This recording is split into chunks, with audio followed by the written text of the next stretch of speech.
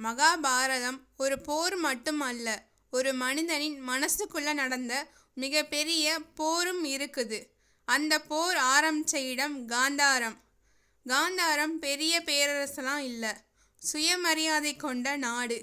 அந்த நாட்டின் அரசன் சுபாலன், அவனுடைய மகன் சகுனி.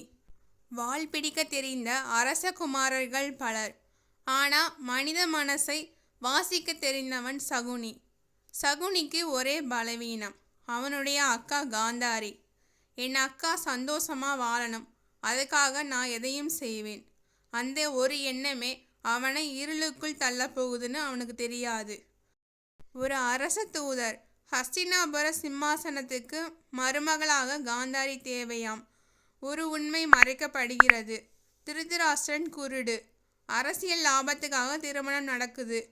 திருமணத்துக்கு பிறகு காந்தாரி, இது என் வாழ்க்கையா, இல்லை என் கண்களுக்கு முன் இருட்டு கட்டிய ஒரு சிறையா? அந்த நாள் முதல் காந்தாரி கண்களை கட்டி கொள்கிறார். என் கணவர் காணாத உலகை நான் காண மாட்டேன்.